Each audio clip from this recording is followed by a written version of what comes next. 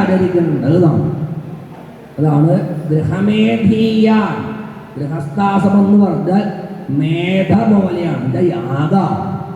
അറിഞ്ഞോ അറിയാതെ കൊണ്ടോ പലതരത്തിലുള്ള ഹിംസകള് ഗൃഹസ്ഥന് വേണ്ടി വരുന്നതാണ്. ഇതാണ് ഗൃഹമേധം എന്ന് പറഞ്ഞത്.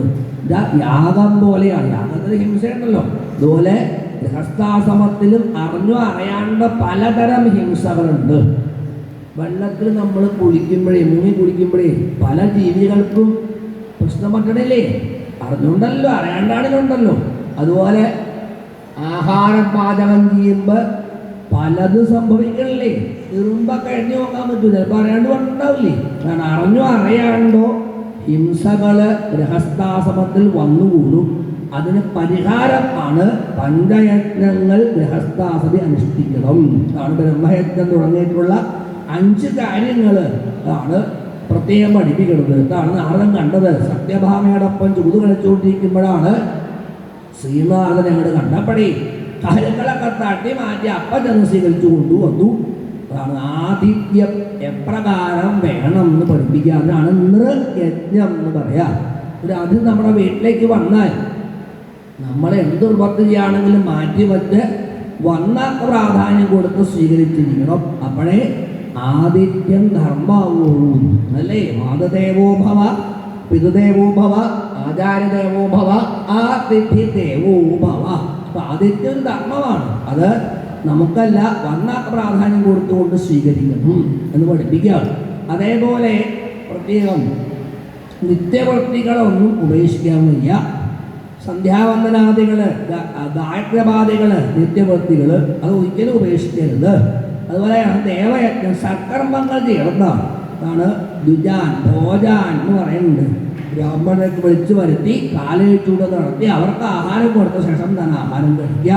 സത്കർമ്മങ്ങൾ ധാരാളം ഗൃഹസ്ഥാശ്രമത്തിൽ വേണം. നേരത്തെ പറഞ്ഞ കാര്യം ഓർക്കുമ്പോൾ അറിഞ്ഞോ അറിയാണ്ട് വരുന്ന ഹിംസകൾക്ക് പരിഹാരമായിട്ടാണ് ഈ പഞ്ചയജ്ഞങ്ങൾ പറഞ്ഞിരിക്കുന്നത്. അതിന് ദേവയജ്ഞം വളരെ പ്രധാനപ്പെട്ടതാണ്, അല്ലേ?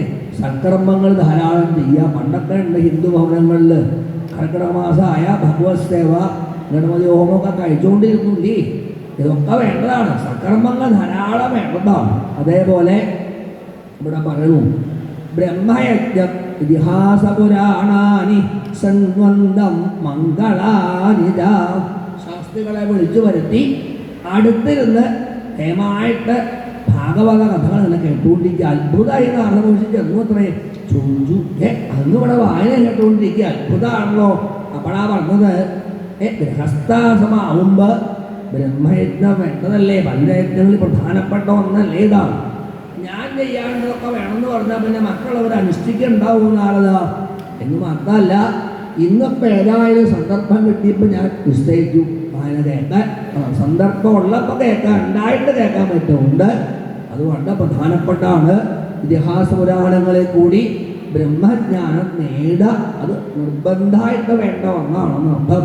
അത് വളരെ പ്രാധാന്യമായിട്ട് ഒന്നാണ്. പണ്ടൊക്കെ ഒരാൾ മരിച്ചു കഴിഞ്ഞാൽ 1 കൊല്ലത്തിനുള്ളിൽ ആ ഗൃഹത്തിൽ ഒരു പുരാണമെങ്കിലും വായിച്ചിരിക്കണം നിർബന്ധമായിരുന്നു. ഗരുഡപുരാണം പതിവുണ്ട്, ഭാഗവതം പതിവുണ്ട്. കാരണം ഇതാണ്, ഒരു പുരാണ പാരായണം വേണം. അപ്പം എന്താ ബ്രഹ്മയജ്ഞത്തിൽ വളരെ പ്രധാനം. ഇപ്പം മള്ളിയൂർ ശങ്കരൻ നമ്പൂതിരിപ്പാടൊക്കെ ഭാഗവത ഹംസം ഇല്ലങ്ങളിൽ മുറവായന അധികം നടത്തിയ ആളാണ്. അദ്ദേഹം സപ്താഹം അധികം ഇല്ലങ്ങളിലാണ്.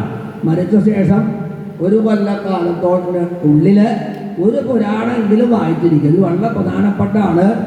ദേവീ ഭാഗവതവും ഗരുഡപുരാണം, ശ്രീമദ് ഭാഗവതം, 3 പുരാണാനി എന്ന് വിഷ്ണുപുരാണത്തിൽ പറയുന്നുണ്ട്.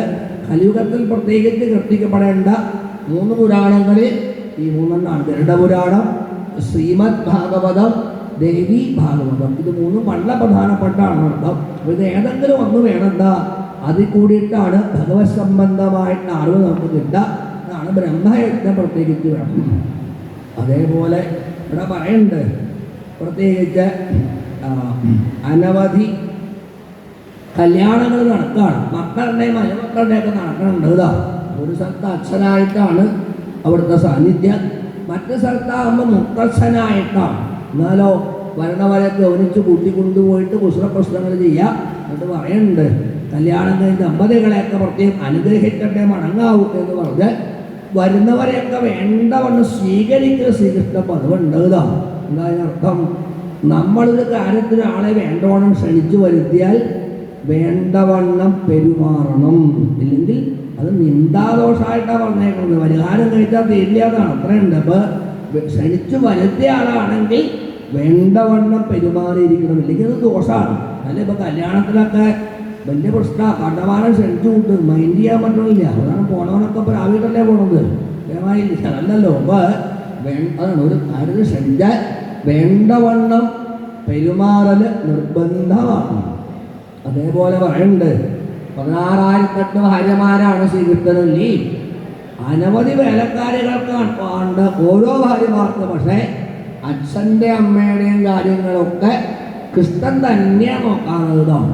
ആലോചിച്ചു നമ്മളാണെങ്കിൽ സമ്മതിക്കൂ ഒക്കെ നേരിട്ട് കൃഷ്ണൻ തന്നെ. എന്താ ഒരു കർത്തവ്യമാണ് നടത്തും. അതാണ് നമുക്ക് അവകാശബോധത്തിന് നമ്മൾ സമരം ചെയ്യുന്നുണ്ട്. നമ്മളെ കർത്തവ്യം നമ്മൾ ചെയ്യണ്ടോന്ന് ആദ്യം ചോദിക്കണം. അല്ലേ? ഭീഷ്മര് കർത്തവ്യബോധം വളരെ കൃത്യമായിട്ട് അനുഷ്ഠിച്ച ആളാണ്. അതല്ലേ അദ്ദേഹം കണ്ണടച്ച് പോയിട്ട് അദ്ദേഹത്തിൻ്റെ സ്മരണയ്ക്ക് ഇപ്പോഴും കുറവില്ലല്ലോ കർത്തവ്യബോധം. അല്ലേ? ചെയ്യേണ്ട കർത്തവ്യങ്ങൾ വിസ്മരിച്ചുകൂടാ.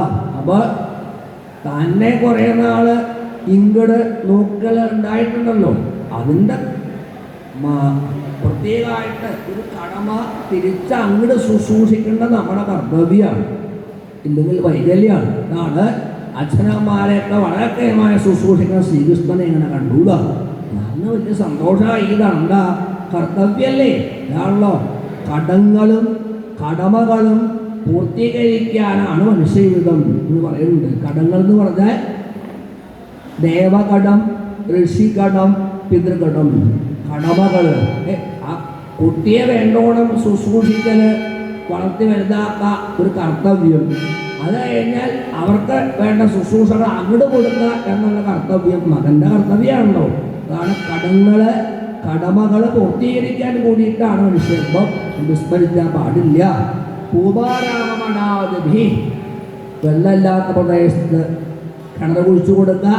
താമസിക്കാൻ വീടില്ലാത്തവർക്ക് വീട് വെച്ചു കൊടുക്കുക. അതേപോലെ ഭഗവത്പരമായിട്ട് അറിവ് നേടാൻ വേണ്ടിയിട്ട് ആശ്രമങ്ങളും മഠങ്ങൾ സ്ഥാപിക്കുക.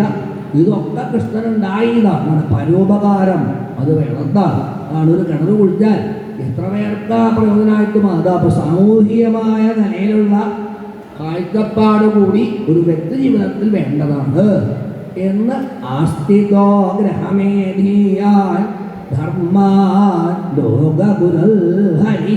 അപ്പോൾ ഗൃഹസ്ഥാശ്രമത്തിൽ എപ്രകാരം കർത്തവ്യങ്ങൾ പൂർത്തീകരിക്കണം എന്ന് വളരെ ഗംഭീരമായിട്ട് തൻ്റെ ജീവിതം കൊണ്ട് പഠിപ്പിച്ച ആളാണ് ശ്രീകൃഷ്ണൻ. ആചാര്യനായിട്ട് താൻ അനുഷ്ഠിച്ചുകൊണ്ട് അത് ഇനി വരാൻ പോണ തലമുറയ്ക്ക് മുഴുവൻ വേണ്ടവണ്ണം പകർന്നു കൊടുക്കുക. അത് ശ്രീകൃഷ്ണൻ ഉണ്ടായിട്ടുണ്ട് എന്നർത്ഥം. കുടുംബ